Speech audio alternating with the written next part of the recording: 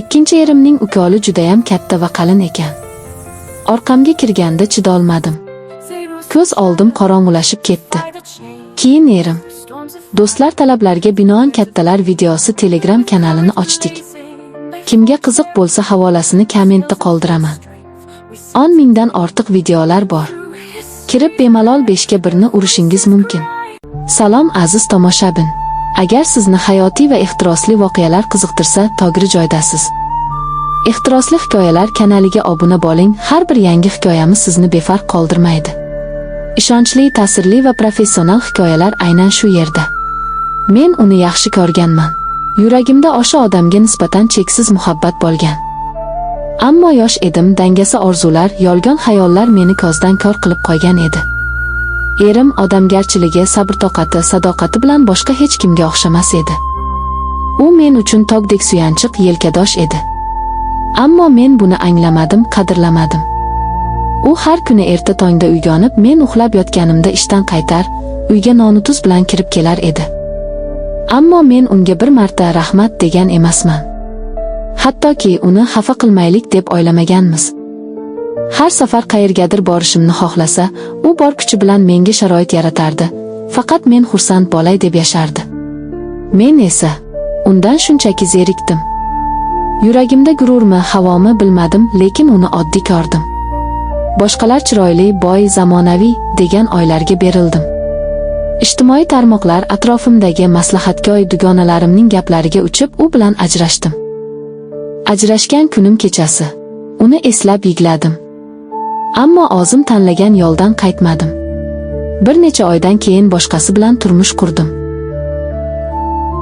U tashqi tomondan har doim orzu qilganimdek edi. Mashina, pul, zamonaviy kiyim, restoranlar.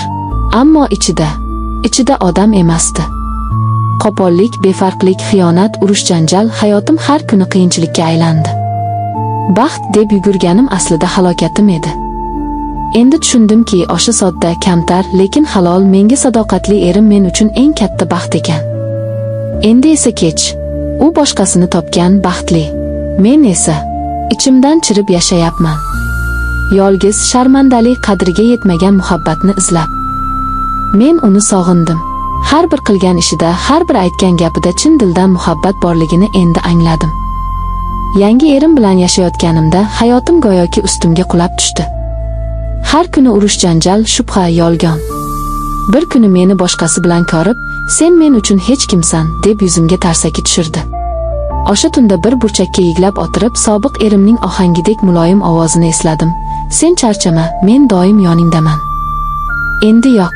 U boshqa hayotda. Farzandli bo'lgan, o'z baxtini topgan. Ijtimoiy tarmoqlarda baxtiyor rafiqasi bilan suratlar qo'ygan. Men esa tan olaman, hasad qilaman. Ammo hasaddan ham yomonroq tuyg'u bor, bu pushaymon. Inson ba'zida baxtni qo'lida ushlab turganini faqat kech bo'lganidan keyin anglar ekan. Yolg'iz qolganimda o'zim bilan gaplashaman. Har bir xatoyimni birma-bir eslayman. O'sha sodda, halol erimni men nima uchun qadrlamadim? Nega qadrini bilmadim? Endi kech. U meni kechirmaydi. O'zining oromini topgan, yuragida boshqa joy yo'q menga.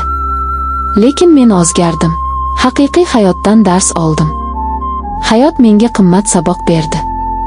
Endi men boshqalarga maslahat beruvchi ayolman. Ayollar bilan suhbatlar olib boraman, yosh qizlarga aldanma, qadrini bil.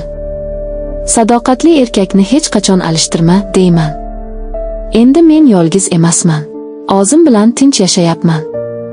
Yig'layman, kulaman, lekin endi odamni pulda, mashinada emas, qalbda izlayman.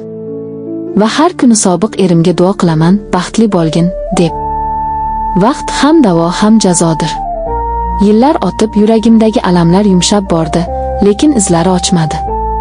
Men o'zimga ko'zgu oldida tik qarab, nihoyat men xato qildim deyishni o'rgandim. Bu so'zni aytish qanchalik og'ir bo'lmasin, odamni eng avvalo o'zgalarga emas, o'ziga rost bo'lishi hal qiluvchi ahamiyatga ega ekan. Bir kuni eski tanishim meni ko'chada to'xtatdi. "Eshitdingmi? Sobiq ering yaqinda uy qurgan ekan. Rafiqasi bilan, bolalari bilan zo'r yashayapti. Har juma mahallaga yordam berarkan." Men boshimni egdim. Yuragim siqildi. Ammo bu safar hasad emas edi. Bu safar shukr edi. U yaxshi odam edi va endi u baxtli. Men esa uning baxtini buzmaganligimdan minnatdorman deb o'yladim. Hayot menga bir haqiqatni o'rgatdi. Har bir inson xatoga yo'l qo'yadi, lekin eng muhimi xatoni tan olish va undan saboq olish. Men endi bu darsni o'rgandim. Men erkaklardan emas, avvalo o'zimdan baxt izlashni boshladim. Kitob o'qidim, psixologiyaga qiziqdim, o'zim kabi yo'ldan adashgan ayollar bilan suhbatlar o'tkazdim. Bir kuni mahallamizda ayollar yig'ini bo'ldi. Meni ham taklif qilishdi. O'sha yerda men o'z hayotimni hikoya qilib berdim. Ayollar jim bo'lib tinglashdi. Ko'zlarida yosh, qalblarida og'riq. Ammo so'ngida bir ayol mendan qo'lini ushlab, "Opa, siz aytgandek xatoni biz ham qilayotgandik. Endi kech bo'lmasdan tuzatamiz", dedi. O'sha kun men tushundim, og'riqli hayotim boshqalarga nur bo'layapti. Hayot menga o'z vaqtida baxt keldi, men qadriga yetmadim. Ammo endi men boshqalarga qadr topishda yordam beraman. Yolg'izlikdan qo'rqmayman. Chunki yuragim endi to'la nadomat bilan emas, saboq va sabr bilan. Va har tongda oynaga qarab kulib aytaman: "Sen kechirilding. Sen endi yangidan boshlayapsan."